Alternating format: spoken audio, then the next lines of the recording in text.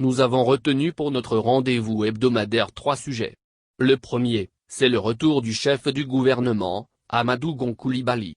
Grande était la joie et l'émotion, indescriptible, jeudi, à l'aéroport international Félix Houphouët-Boigny d'Abidjan. Après un séjour médical de 2 mois, le Premier ministre, Amadou Gon Coulibaly, est de retour. Pour nous les croyants, nous pouvons dire qu'avec l'aide de Dieu, il a vaincu toutes les méchancetés, les railleries, les quolibets et la vision apocalyptique de ses contempteurs qu'il avait fait passer de l'autre côté du rideau.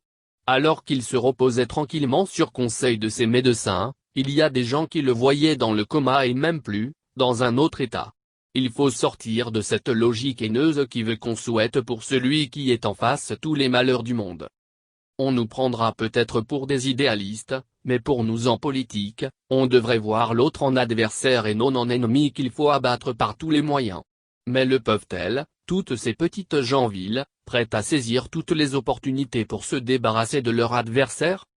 On a vu sur la toile des personnes jaser parce que le Premier ministre et le Président ont échangé une chaleureuse poignée de main après sa déclaration ou encore parce qu'il a eu à faire des jeux de coude avec certaines personnes à son arrivée. Ceux qui jacassent ainsi ont-ils déjà été envahis par l'émotion qu'on éprouve après avoir traversé une dure épreuve? Non certainement, sinon ils auraient compris le geste du Premier ministre heureux de retrouver les siens, surtout que juste après, ils ont appliqué une solution hydroalcoolique sur leurs mains. Évitons, par notre méchanceté, de ressembler au personnage dans cette histoire, Un soir, un génie se présente à un homme assis devant sa case. Je suis un génie, je viens pour exaucer un seul de tes vœux, dis-moi ce que tu désires que je fasse pour toi. Demain, à l'aube, je reviendrai te voir afin de connaître ton vœu. Sache toutefois que je donnerai le double de ce que tu me demandes à ton voisin. L'homme passe une nuit blanche, cherche ce qu'il pourrait bien demander. On peut imaginer de quoi il rêve, une femme, du bétail, des terres. Mais à chaque fois, il dit, non, ce n'est pas possible, mon voisin aura le double. L'aurore se lève, le génie arrive, se poste devant l'homme et lui demande, alors, quel vœu puis-je exaucer pour toi? Et celui-ci de répondre, sûr de lui, je sais ce que je veux. Crève-moi un œil. Tout ça, juste pour que son voisin n'ait rien de plus que lui. Refusons cette posture de sorcier et disons ensemble merci à Dieu pour nous avoir amené notre Premier ministre qui reprend sa place auprès du président pour poursuivre l'œuvre de développement de la Côte d'Ivoire.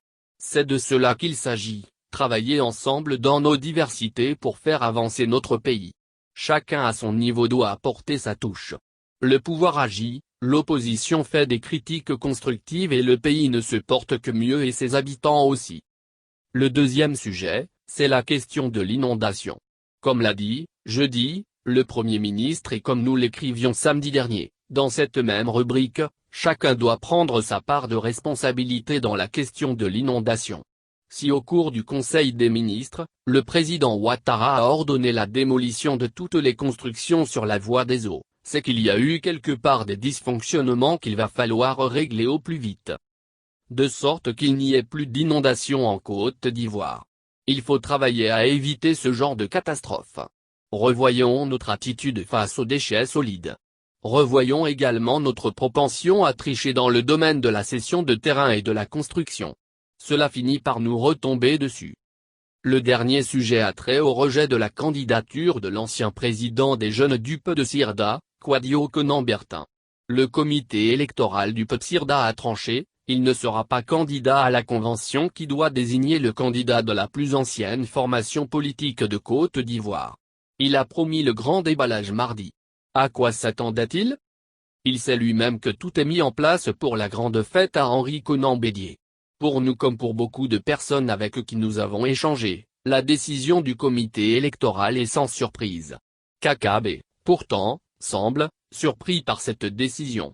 Ce qui est tout de même surprenant, lui qui connaît si bien le parti. Qu'en pensez-vous?